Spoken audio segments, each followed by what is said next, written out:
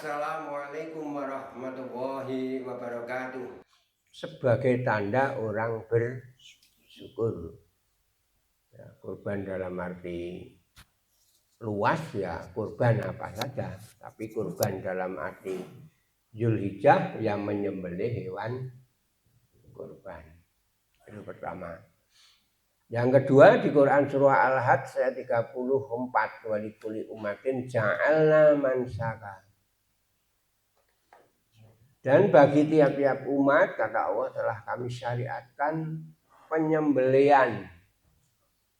Mansaka itu bisa berarti dari kata nasaka, berarti menyembelih, bisa berarti syariat kurban, termasuk tempat penyembelian yaitu Baitul Atiq, kurban dalam ibadah haji. Jadi setiap umat punya syariat kurban. Allah syariatkan kurban kepada Nabi Adam lewat putranya yaitu Qabil dan Habil. Allah syariatkan kepada Nabi Ibrahim kurbannya putranya Allah ganti dengan domba. Allah syariatkan kepada Kanjeng Nabi Muhammad kurbannya unta dan domba. Orang tua kita juga punya syariat penyembelihan. Nah, menyembelih hewan itu kalau mau apa? Orang Jawa biasanya menyembelih hewan, menyembelih kambing itu ketika nyewu, seribuan hari. Bahkan yang lebih konyol, seribuan hari itu terus diniate akikohan. Nanti nih Pak Marno. Jadi mbak sing wis mati itu lagi di akikohi. Ya, kalau di tempat saya di 4J orang menyembelih sapi itu ketika mantu, urung mantu kalau belum menyembelih sapi. Bahkan orang yang tamunya oke banyak, uangnya banyak, sapinya tidak hanya satu. Ya, gantung gong dan sebagainya ya. Lalu banyak syariat kurban itu. Bulan Sya'ban menyembelih hewan untuk sesaji dan sebagainya. Kalau orang Mesir dulu yang dikurbankan apa? Wanita yang paling cantik. Dikurbankan di Sungai Nil karena dewa Sungai Nil itu dewa sing cerongoh. Jadi cerongoh. Dewanya dewa laki-laki sehingga minta kurbannya wanita yang tercantik. Dari berbagai kurban ini, bentuk penyembelihan ini yang menjadi pembeda apa? Lihat kurus mawah. Jadi keingatannya kepada Allah, penyebutannya asma Allah. Jadi penyembelihan yang sah, penyembelihan yang katakan kurban ketika penyembelihannya itu diniatkan untuk zikir, untuk ingat kepada Allah. Nah, yang lain-lain tadi untuk apa? Tradisi masyarakat itu sendiri, gitu ya. Jadi di sini ada syariat yang universal, syariat yang sudah berlaku lama. Lalu hadis riwayat Imam Ahmad, Ibnu Majah dan Al-Hakim dari Abu Hurairah, Nabi paling dawuh, man wajada sa'atan falam yudahi fala yakrobana musolana. Barang siapa yang mendapatkan kelapangan rezeki namun tidak mau berkurban, maka janganlah sekali-kali mendekati musola kami. Musola itu apa Bapak Ibu? Pinter-pinter burung ini. Musola itu kalau sekarang diterjemahkan masjid kecil yang tidak dipakai untuk Jumatan. Kalau masa Nabi musola itu apa? Musola itu kalau zaman Nabi kita terangi bola bali loh, ini ulangan berarti kesengkan lulus.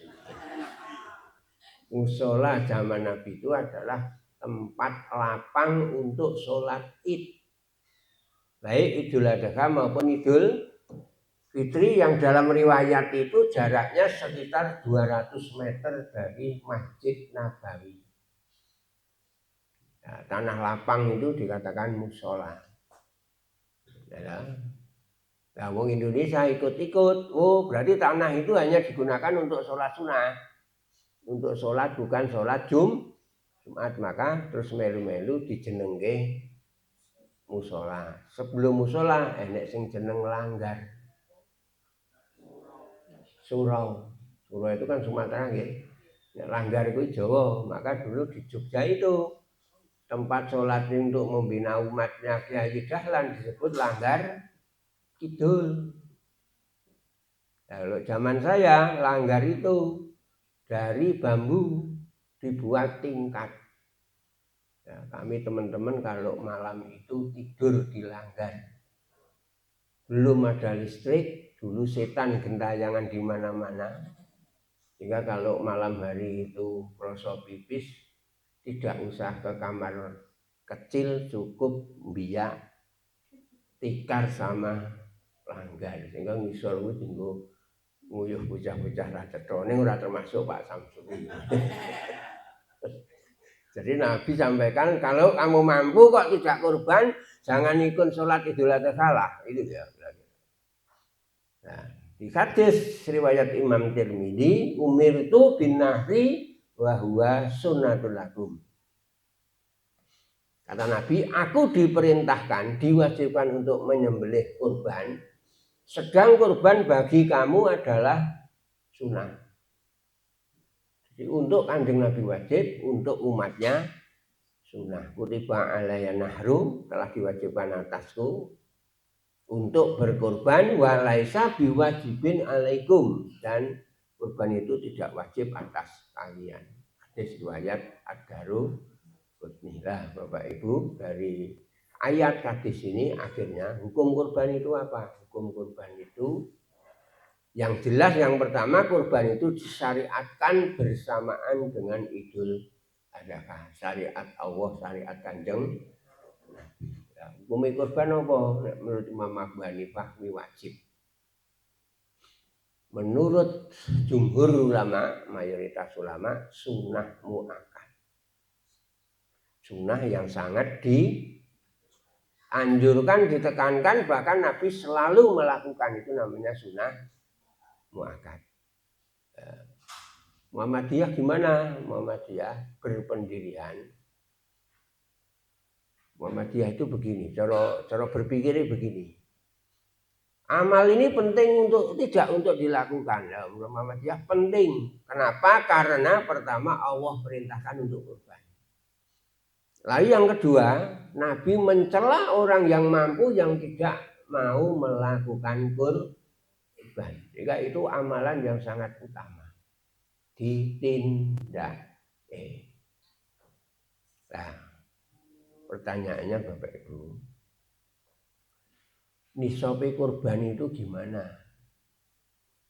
Dosen-dosen umuka iki wis kudu kurban apa belum? Kurban ke ya sing rada lemu-lemu kowe Pak Santi gisik ya. Nisabnya gimana? Jadi tidak ada nisab tertentu untuk berkurban. Beda dengan zakat. Zakat jelas, siapa yang penghasilannya dalam 1 tahun dikumpulke boleh untuk beli emas 85 gram, emas antam kalau sekarang. Terus bapak-bapak dosen, nek gitu ya saya belum wajib zakat ya Pak, kan latihan zakat. Nek kuwi diitung tenan sing iso zakat ya di Prof Ali. Jadi siapa tidak ada nisab. Tapi yang dikatakan Nabi tadi, man wajada sa'atan.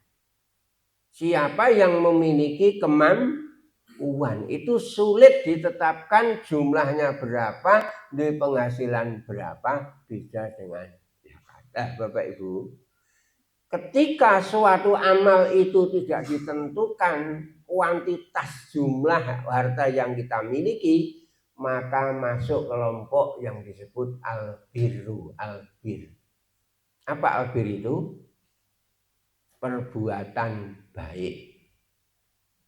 Nah, kalau perbuatan baik itu sejatinya ukurannya diserahkan kepada masing-masing Muslim, masing-masing dari kita untuk bertanya kepada diri kita. Aku ki, saya itu sudah pantas kurban apa belum? Maka di hadis Nabi itu, ketika ada sahabat yang datang kepada Nabi bicara tanya tentang apa itu alal birri wal ismi. Jadi bicara tentang apa itu kebaikan dan apa itu dosa, Nabi paring dawuh untuk memahami kebaikan dan dosa itu istafti qalbaka. Tanyalah pada hatimu, mintalah fatwa pada hatimu. Kalau orang Jawa bicara takoo nyang guru sejatimu. Kalimat ini saya itu pernah suatu saat ada peristiwa cukup heboh, cukup besar menyangkut orang besar.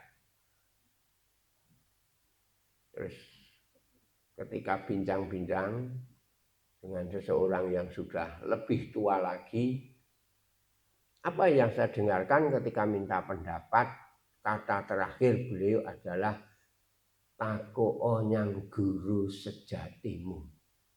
Apa itu? Hatimu, nuranimu.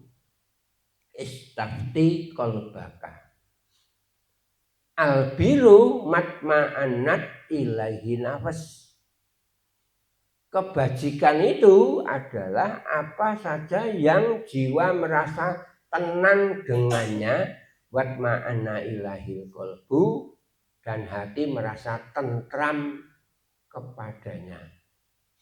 Jadi kebaikan itu sing dadeke jiwa tenang, hati tentram.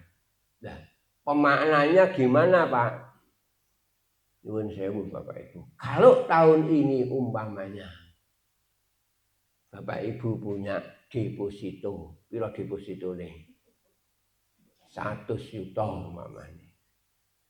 Terus ketika datang Idul Kurban terus tidak kurban, hati kita itu merasa tenang apa gelisah? Ngukuro awakmu dewi.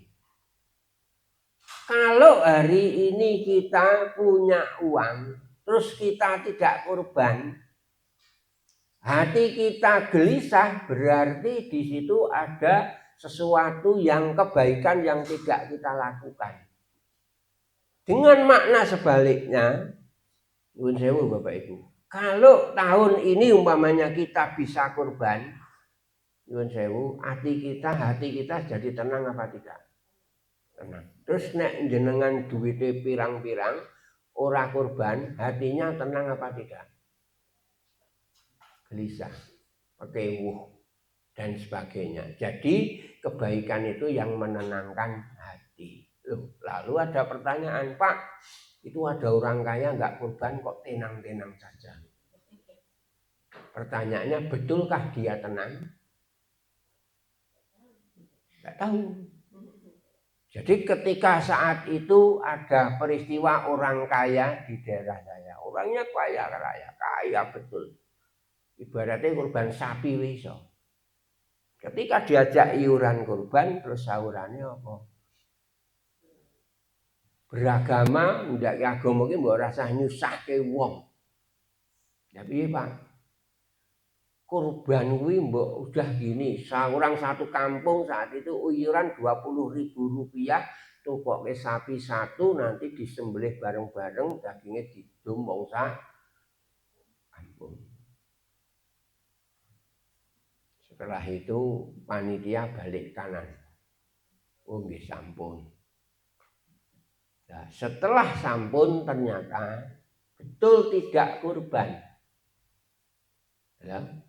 Setelah pelaksanaan kurban, orang tersebut biarpun kaya raya tetap diberi bagian kurban. Bahkan saya bilang kei sing paling apik dagingnya aku. Ternyata mereka itu terus tidak tentram. Nyotone apa suwe-suwe loro terus metu perote. Perot setruk. Bareng setruk aki goleki Pak Samsuri. Jaluk ngapura jenengan, jaluk ngapura ampun teng kula. Dosane jenengan ora nyang Pak Samsuri, dosane nyang Gusti Allah. Ternyata dia tidak tentram hatinya. Loh. Nah, maka untuk itu, Bapak Ibu, ngukurnya gimana? Monggo, diri sendiri. Ya, diri sendiri. Kalau tahun ini akhirnya setiap tahun ada kurban, pertanyaan kita, apakah dengan kondisi ekonomi kita sudah mampu berkurban? Teko yang awakmu dhewe. Kalau jawabannya sudah, sudah. Pertanyaannya kan lagi, kurbannya itu setiap tahun, opo 2 tahun sekali, opo 3 tahun sekali, atau setidak-tidaknya seumur hidup sekali umpamanya. Teko yang awakmu dhewe. Seandainya pun kita kurban 1 tahun sekali, juga tanya kepada diri kita, patut saya itu iuran beli sapi apa beli kambing. Oh, saya itu bisa kurban, tapi kalau iuran sapi sekarang itu sudah 3 juta. Lah, sing nggon duit-duit kuwi kan 3.700, 3 juta 800. Di tempat saya baru 3 juta 400. Jadi Pak Marno 33. Saya itu diajak iuran di kampung Jatipuro. Itu bahkan hanya 2,5. Terus aku tekok, lah iku entuk sapi apa? Golek sapi wedok sing majer. Ngerti majer? Gak bisa hamil. Nah, itu kan murah harganya. Carikan sapi Jawa dan sebagainya. Mungkin ini pokoknya Pak, cari yang murah-murah. Yang penting kurban sapi, kemampuannya seperti itu boleh. Itu tergantung kita. Kalaupun umpamanya, iurannya seperti nggone Prof Ali 37, nggone Pak Sanan 38. Kok kita tidak mampu, bisanya punyanya uang itu 1,5 juta, terus pengen kurban ya dibelikan kambing. Kon goleke Pak Mul entuk ya tengah itu. Saat ini bahkan 1 juta itu dapat. Engko kan arep berkambing lagi, ternyata harganya tidak sampai 1 juta. Yo. Kambing beneran, Bro. Jadi dulu kan ketika teman-teman pasukan bawah tanah itu memberi kita makan ketika Prof. Jika Prof. Bambang kesini, iya dia. Itu hanya 650. Ini nanti juga kambing-kambing lagi. Ya, umpamanya gitu. Lah kuat kita seperti itu. Boleh nggak boleh.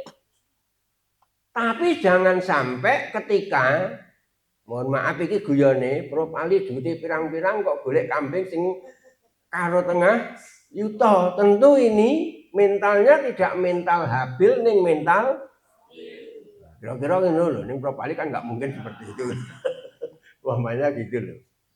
Jadi itu Pak, kembali kepada diri kita. Monggo nggih. Nanti sama Pak, orang itu haji itu nek duit berapa? Kalau sudah punya uang berapa? Enggak ada. Enggak ada ukurannya. Sehingga bisa terjadi orang pejabat duitnya oke, pengusaha enggak haji, tapi tahun ini kan ada orang dodolan cilok naik. Dulu ada simbah-simbah jualan daun pisang bisa naik haji, karena haji itu juga Yang kata manis tato'a ilahi sabila itu ukurannya bukan uang. Ono. Ya monggo Bapak Ibu untuk bersikap sendiri-sendiri. Tapi saran saya ya ora ketang duwe cita-cita sik, ora ketang pisan saklawase urip ya ngrasake bagaimana rasanya berkorban. Nek ada yang kurban kecil juga nggak apa-apa karena kemampuannya seperti itu. Berikutnya jenis binatang kurban. Di Quran surah Al-Hajj 34 itu mim bahimatil an'am. Bahimatil an'am itu adalah binatang ternak. Binatang ternak itu napa Pak Darman? Binatang yang diternakkan untuk diambil dagingnya, dimanfaatkan untuk bisa dimakan dagingnya. Itu jenenge binatang ternak. Tapi tidak semua binatang ternak karena ayam itu termasuk binatang ternak gitu. Tapi nggak boleh untuk berkurban karena apa? Di Quran surah Al-36 itu al-budna, al-badana harus berbadan besar. Binatang ternak berbadan besar. Nek zaman Nabi apa? Unta, domba. Di tempat kita sapi, kerbau, kambing, domba, dan sejenisnya. Gajah boleh enggak untuk kurban?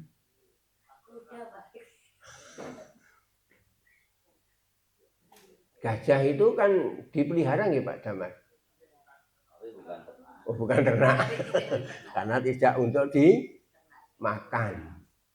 Nah, demikian pula kuda. Umumnya kuda diternak untuk tidak dikonsumsi, tapi untuk dijadikan kendaraan. Maka kuda menurut mayoritas ulama, sepakatan ulama tidak diperbolehkan untuk kurban.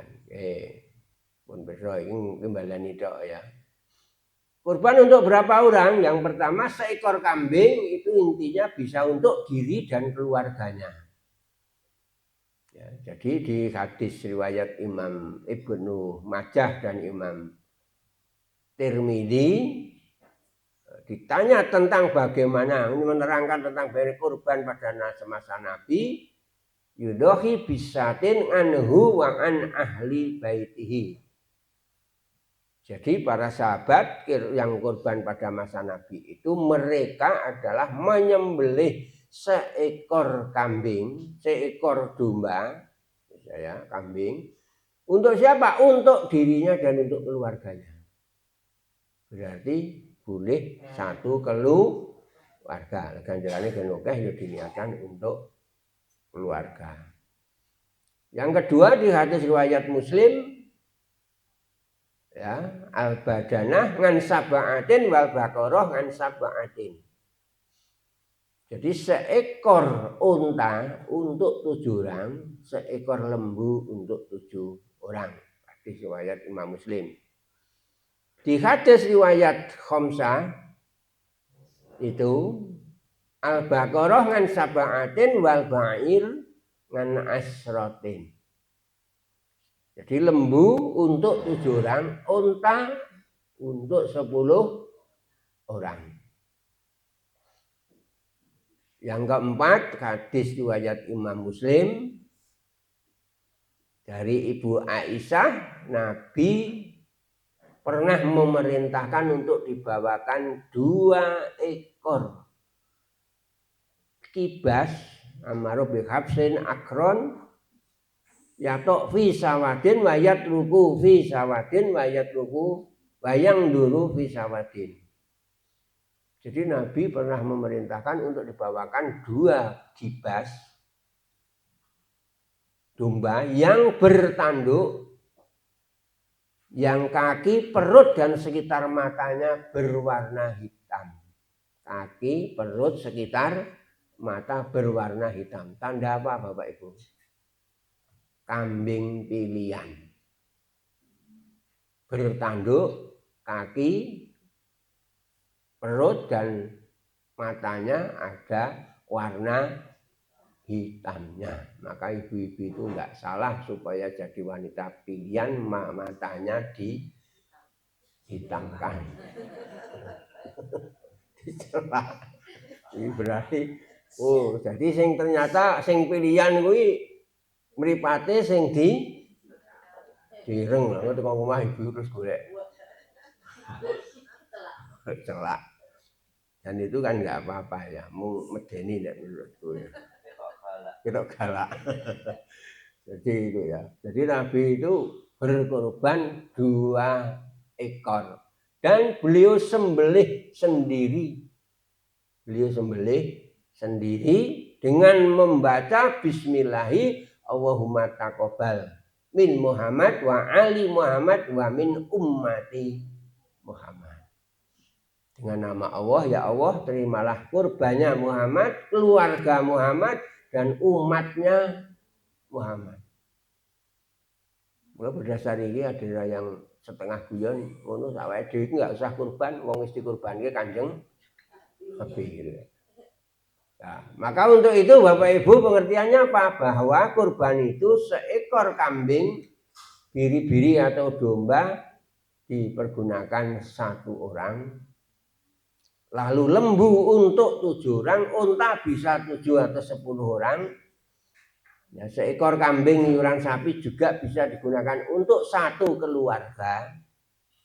Di sisi lain seseorang boleh berkorban lebih dari 1. Jadi kalau Pak Prabowo kurbane beberapa ekor sapi ya kuwi wajar. Presidennya kari mesem wis. Amara dhewe. Dan kurbannya mesti yang mahal-mahal, ya harus seperti itu. Kalau yang membeli tidak Pak Presiden terus ya apa? Sing duwe sapi yang harganya sampai ratusan juta. Nah itu ya. Umur hewan kurban iki musinah minimal jadaah. Pemanaan musinah jadaah itu kalau unta 5 masuk 6 tahun. Sapi kerbau 2 masuk 3 tahun, kambing 1 masuk 2 tahun. Itu musinah. Lah nek ora iso jadaah itu berapa? Berarti kalau kambing 1 tahun lebih dikit sudah boleh. Ini malah iwake sih empuk. Nah, itu ya. Nah, sekarang yang tidak boleh untuk kurban itu al-auraul bayyinu aruha. Yang hewan yang buta jelas butanya. Al-maridatul bayyinu mardua, yang sakit jelas sakitnya. Ya, wal arjalu bayyinu taluha, yang pincang jelas pincangnya. Wal kasiratul lati latunki, yang sudah tua yang tidak lagi bersungsum berdaging. Jadi pertanyaanku, tua ki nek umure piro? Sapi ini ku sampai meninggal umurnya pinten ya Pak Damar? Oh 8-9 tahun wis tua nggih. Oh tidak produktif. Jadi yang sudah umur 8-9 tahun tanda-tandanya sudah tidak produktif. Jadi aku dhisik dari tukang ngangon ini orang niteni lho Pak. Jadi sapi kuwi manake kuwi manak apa jenenge? Melahirkan, mengandung, bunting. Orang kuwi ya, bunting ya Bu ya. Bunting. Iya. Oh gitu ya Bro. Neng bahasa itu ternyata kesepakatan ya Bro. Betul. Jadi kenapa? Saya kan kenapa kok ini dikatakan gelas? Kan kesepakatan. Kalau ini sejak awal dikatakan botol berarti ya jadi botol. Kalau orang itu mengandung hewan itu bunting. Laki-laki dan jantan ya loh. Nah, itu ya. Jadi apa yang sudah tua, yang tidak lagi bersungsum karena titenan saya, kui kewan itu semakin tua itu semakin kurus. Bener nggih Pak Darman ini?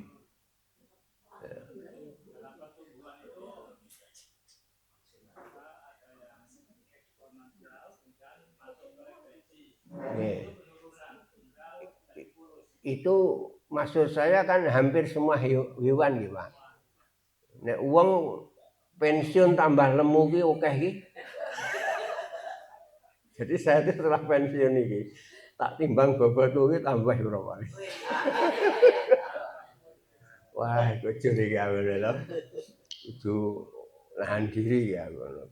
Jadi yang tua, maka tadi saya dapat referensi, tua itu sekitar 8 tahun ke atas yang sudah tidak produktif. Aku nek nerangke iki referensiku dosen peternakan ya. Karena ketika saya nerangke ini yang sudah wal kasiro, wal kabiroh, yang tua itu pernah saya ditanya, Pak, sing darani tua itu umur berapa? Aku ya bingung. Ya, saya kan jadi ustaz, jadi mubalek nek orang ngerti ya orang kena ngawur. Lho, kok tak teko sik umure piro? Nah, tapi nek jawab hanya yang normatif. Apa? Kalau sudah tua dan kurus. Karena titenan saya ya yang saya ketahui hewan itu semakin tua semakin kurus. Berarti kalau dulu hewan itu sudah semakin kurus biasanya oleh ayah saya itu dijual. Nah, kalau tidak dijual ya dibeleh dhewe.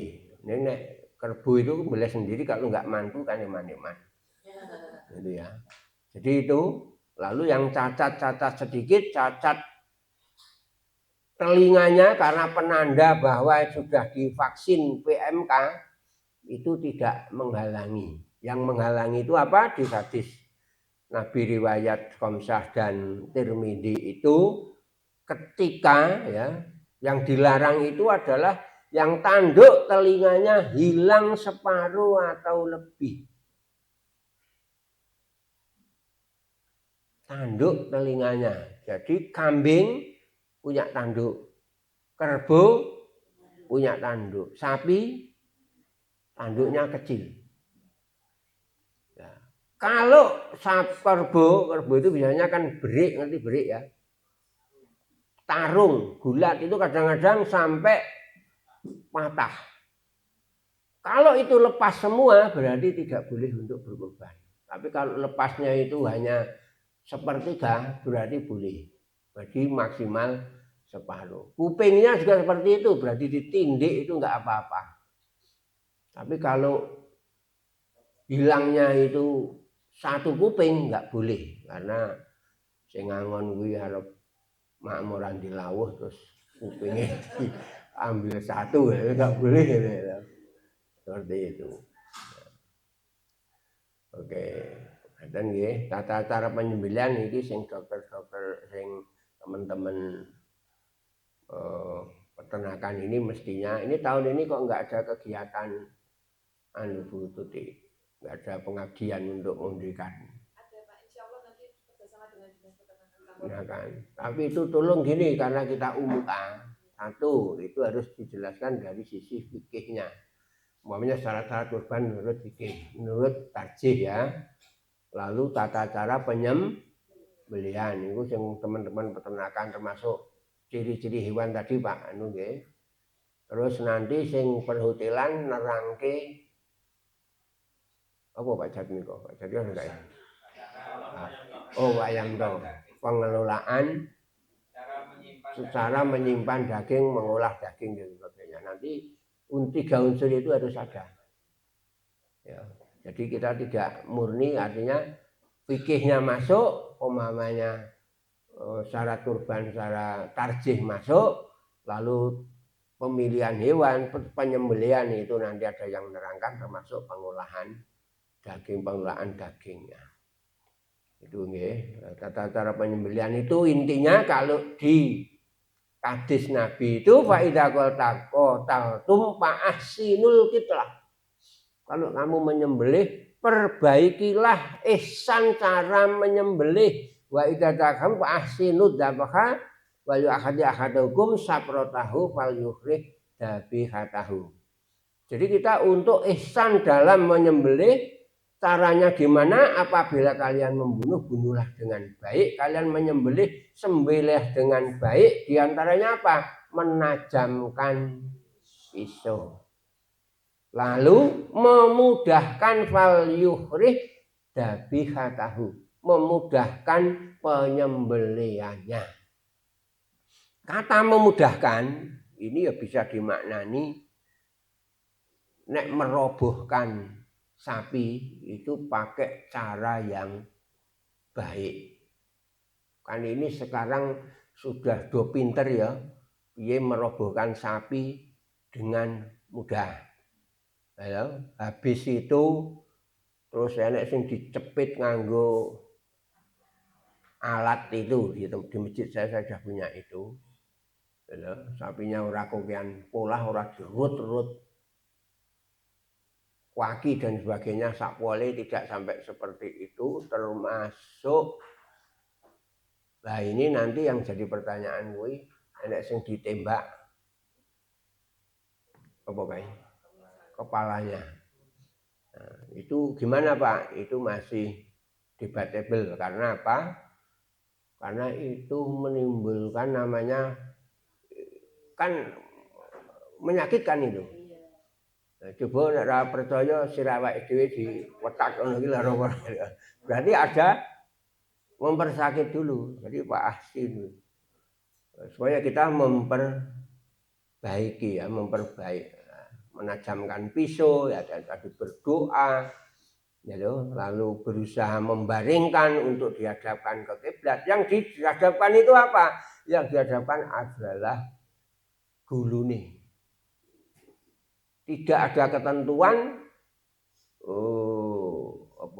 kepalanya itu di utara atau di selatan, nggak ada. Karena dulu saya tanya pada tukang penyembelih, Pak Samsuri niki sirahe tenar apa kidul? Kamu kok lha niku nyembelih penake piye? Penake ten kidul, Pak.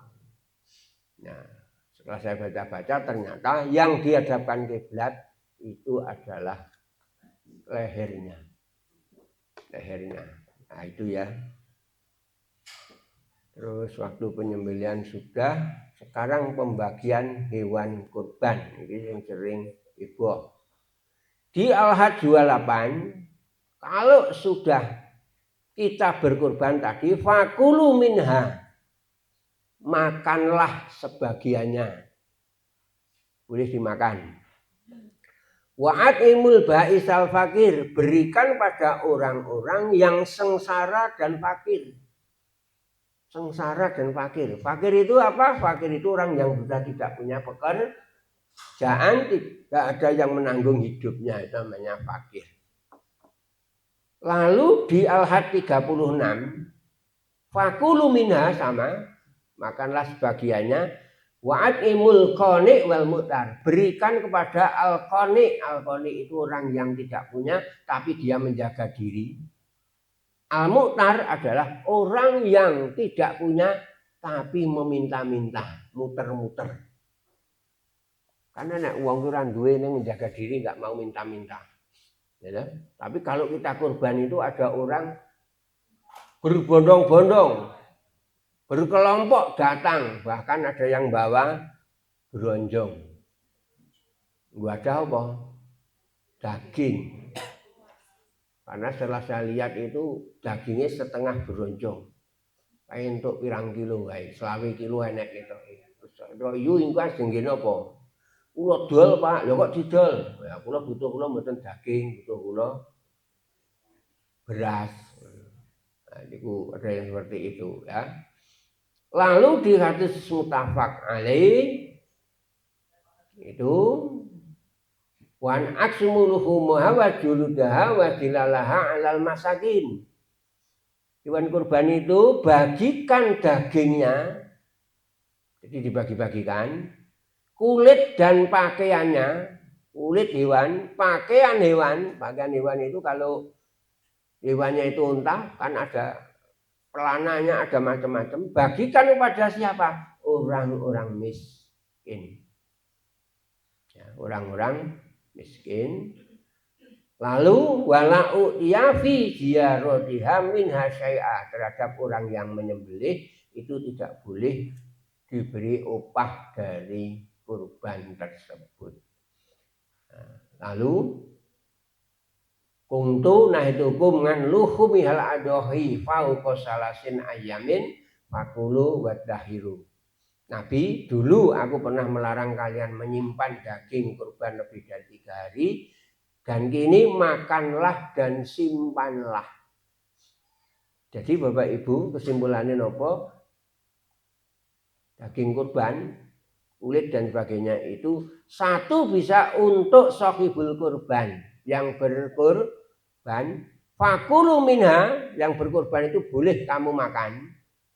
Prakteknya Kanjeng Nabi, sholat Idul Adha itu dipagikan, terus kondur pulang menyembelih domba, setelah itu dimasak oleh pembantunya, oleh istrinya, setelah dimasak terus makan bersama. Maka kalau sekarang itu panitia makan bersama dari hewan kurban, Pak, boleh wong panitia itu wakil dari sohibul kurban dengan dasar sudah disepakati. Jadi rasa angel-angel, ada kelompok tertentu panitia iki pokoke ora entuk mangan kurban. Sehingga apa? Ono enek daging makane iki cukup nganggo tempe, nganggo nasi tumpang. Urip kok rekosomu kaya ngono aku ya ngono lho. Kenapa itu boleh? Karena itu wakil.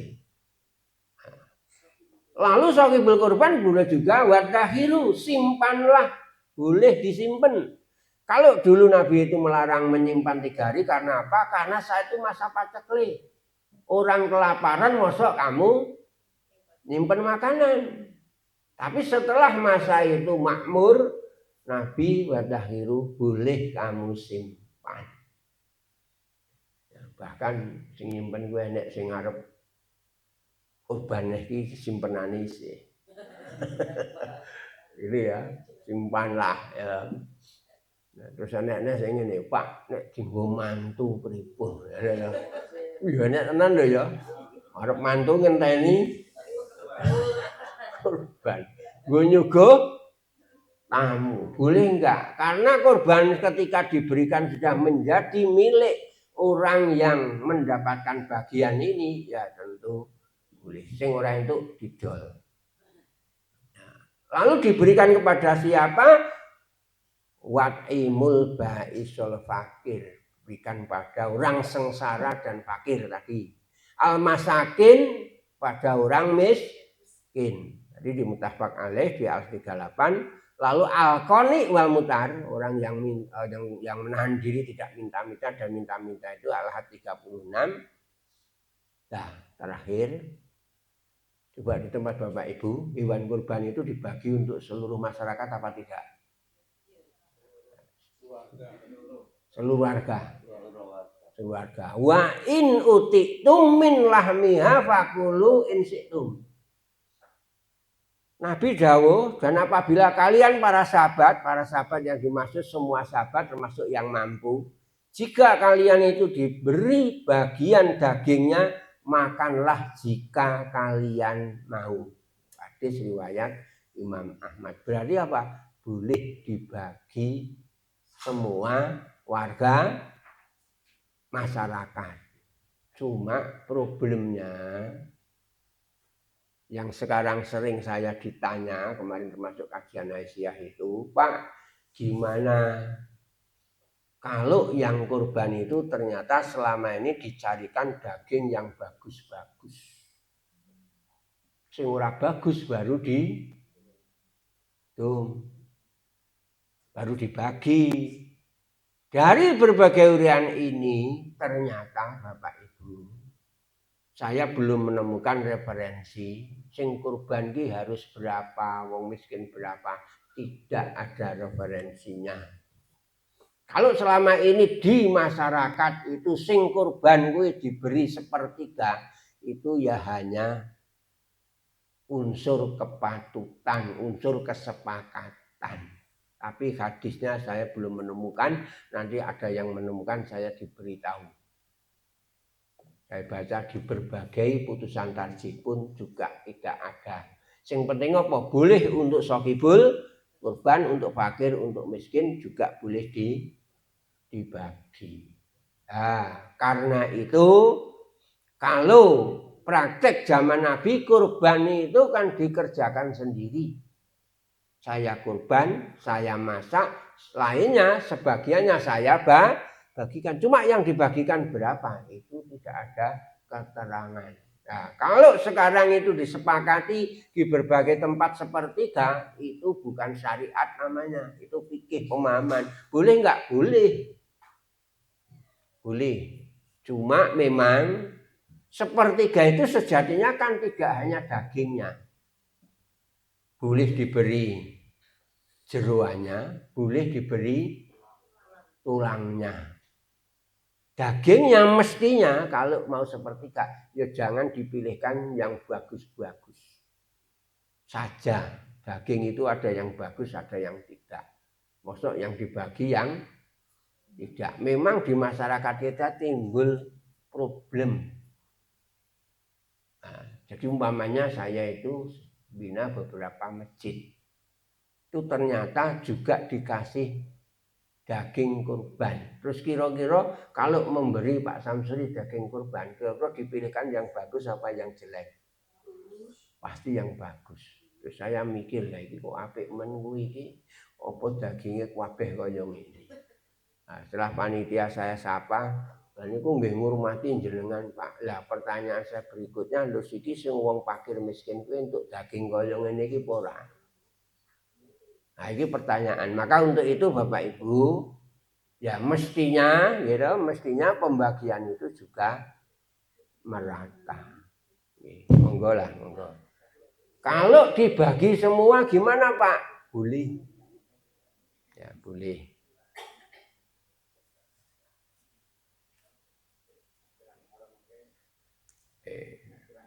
Jadi niku Bapak Ibu yang terakhir masalah kulit. Kulit. Jadi di hadis muttafaq alaih tadi, wala utiya fi ziyaratiha say'am minha. Tidak memberikan sedikit pun untuk upah penyembelihannya. Termasuk apa? Kulitnya. Kulitnya boleh dibagikan, tapi tidak boleh dijadikan upah. Hadis kedua, wastamti'u bisyurutiha wala tabi'uha. Manfaatkan kulitnya, jangan kalian menjualnya.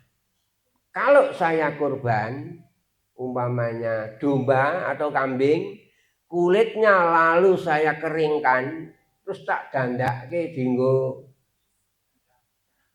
wayang.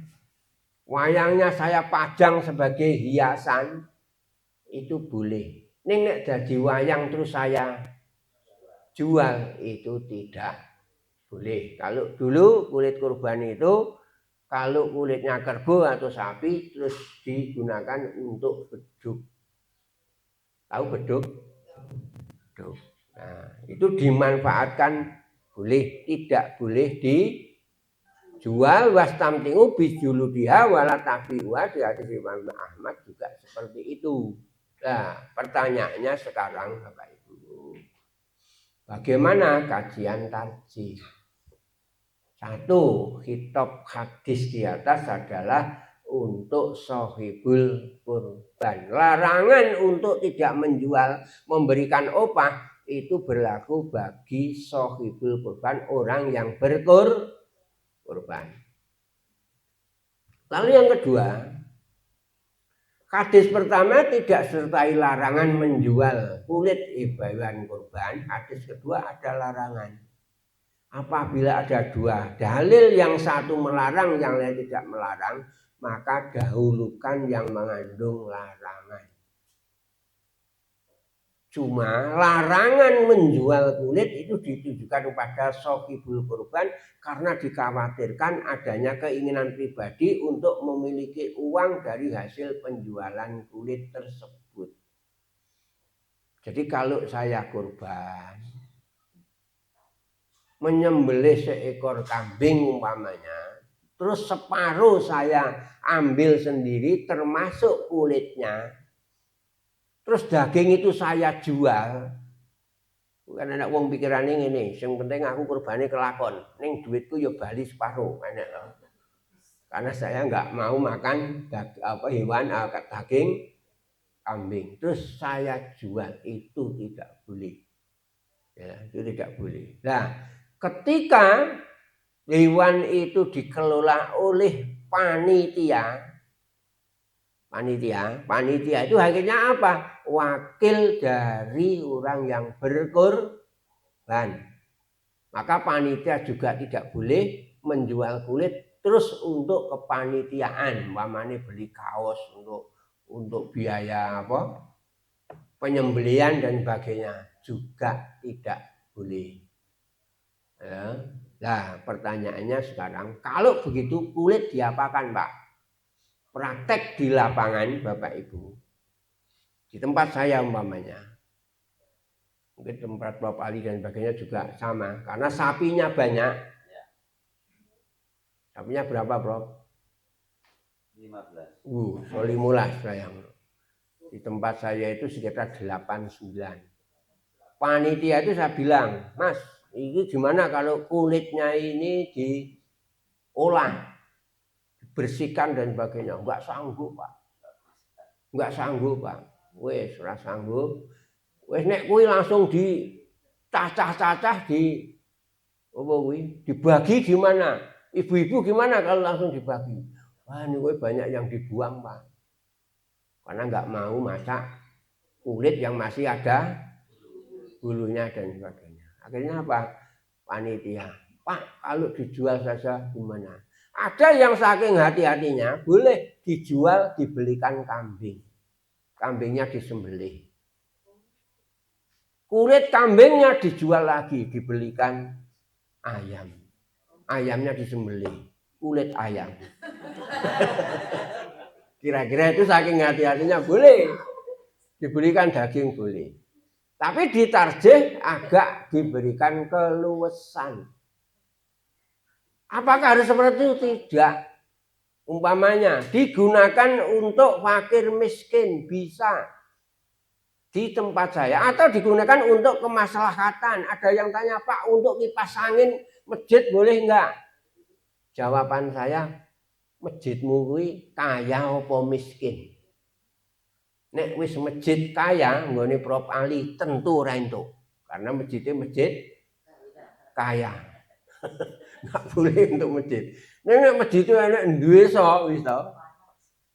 Yang kipas angin nggak ada, infak nggak ada, orang sepakat digunakan itu termasuk fakir miskin, itu baru diperbolehkan. Nek masjidnya sudah bagus, dulu saya pernah meraktekkan itu. Tapi saat ini saya sudah bilang, Pak, nggih masjid untuk orang mboten. Masjid dhewe sugih aku. Masjid apik kaya ngene kok kurban goyang masjid enggak boleh. Lah terus gimana? Silahkan dijual, berikan kepada fakir miskin hasil penjualannya. Itu kita kembalikan. Tidak untuk kas masjid, tidak boleh untuk opah dan sebagainya. Nah, dalam praktek Bapak Ibu, orang yang menyembelih itu diberi upah boleh enggak? Boleh. Yang memberi upah siapa? Yang berkorban. Terus yang ikut mengerjakan itu diupahi, dagingnya diupahi, kakinya boleh enggak, kepalanya enggak boleh. Diupahi ra entuk, ning nek dibagihke entuk. Apa bedanya ngupahi karo bagian? Ya kalau namanya upah ya jadi upah kerjaan mereka. Tapi kalau bagian mereka enggak apa-apa. Kan persoalan hukum, persoalan muamalah dan sebagainya itu akad itu penting. Nah, kalau ada dosen pria, dosen wanita sudah saling mencintai.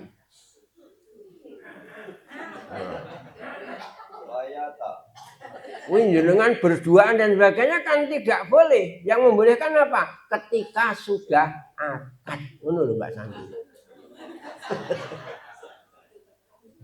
Mula nek sanek ngono-ngono ki Pak Marno ndang dicekel wae ndang di gathuke kepiye gen.